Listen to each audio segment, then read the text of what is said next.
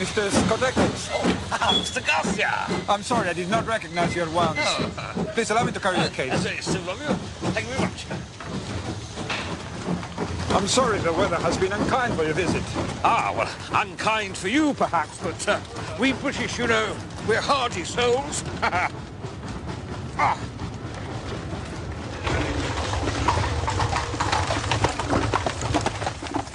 The county of Surrey is particularly interesting as far as maps are concerned.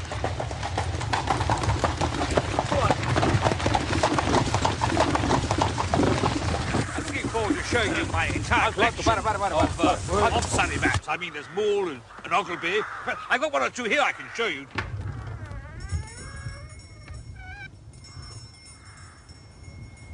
He used to draw. Okay. I've got one or two.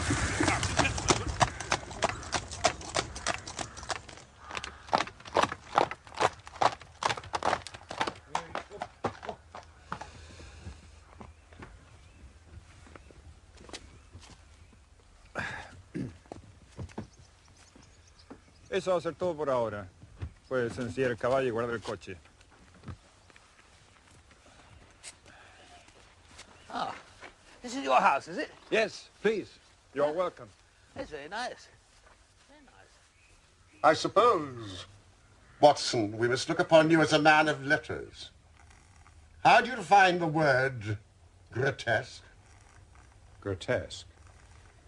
Oh, strange? Remarkable? No. Surely there's more to it than that. Some underlying suggestion of the tragic, the terrible. If you cast your mind back to those narratives with which you've inflicted a long, suffering public, you will see how often the word grotesque has deepened into the criminal. I suppose that affair of the red-headed men was grotesque enough at the outset. Huh? Ah! Oh, that most grotesque affair. The 5 orange pips. Yes, which led straight to a murderous conspiracy. Another word puts me on the alert. Oh, have you there?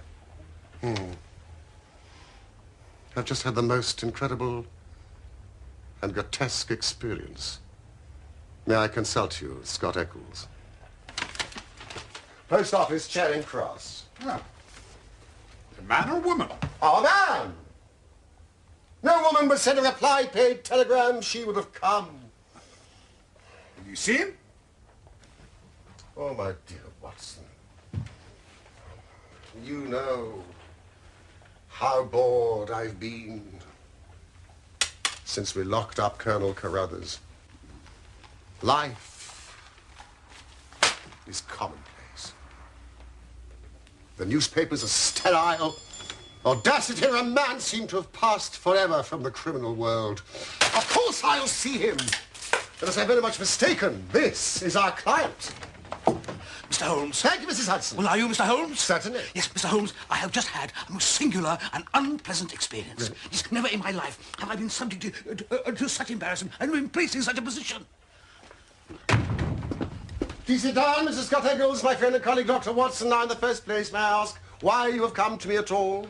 Oh, well, sir, it didn't appear to be a matter which concerned the police. Yet, when you've heard the facts, you must admit I couldn't just leave it where it was. Now, private detectives, they're a class with whom I have no sympathy. Sit! Mr. Scott Eccles.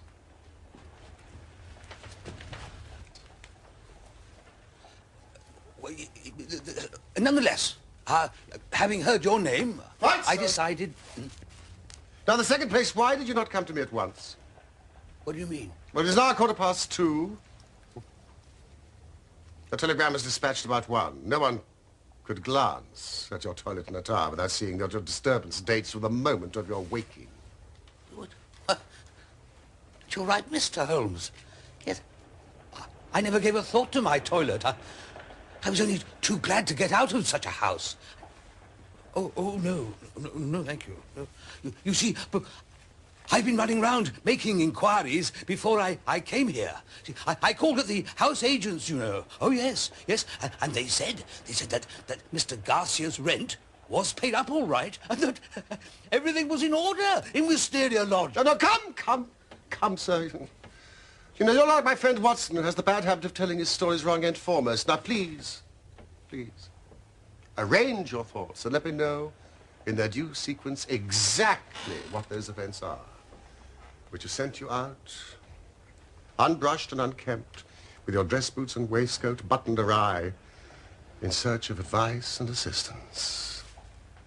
Well, I'm a bachelor, and being of a sociable turn, I cultivate a large number of friends. At the table of one of them recently, I met a young fellow named Garcia, a pleasant chap of Spanish descent, connected in some way with the embassy. We discovered a common interest in cartography, or so I thought. That's the study of old maps. The plan was to retrace Surrey as Thomas Moole engraved it some 50 years ago. Well, as soon as I arrived yesterday evening, I knew something was wrong. The atmosphere of the place. The house was tumbled down, depressing. Garcia had told me he had a wonderful cook, a half-breed he'd picked up on his travels. But the dinner, it was so ill-prepared and served with such bad grace that it was barely edible. I can assure you that there were many times in the course of the evening I wished I could have invented some excuse to leave. What did you say? Well, the routes, it's fascinating. John Ogilvy. Across the heathland? Ah, no, it wasn't just the heathland, it was all over the county. I say, are you feeling all right? Yes, sorry. Luis, some more wine for our guest. Yeah. ¿Qué pasa? Cálmate. ¿Qué te pasa? Escucha. ¿Qué te pasa? Mira, ¿qué te pasa? Cálmate. Sí, está llamando la atención. Entonces, espera. Ahí viene algo, ya. Anda a la puerta. Are we expecting company?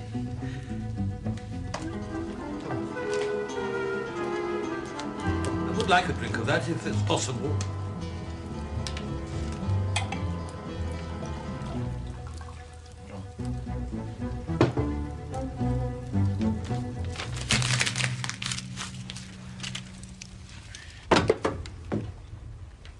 And he made no remark as to the contents of the note? None. But from that moment, he gave up all pretense of conversation. He just sat there, smoking these endless cigarettes. About 11, I was glad to get to bed. 2 hours later, he looked in at my door. Did you ring? Did I ring?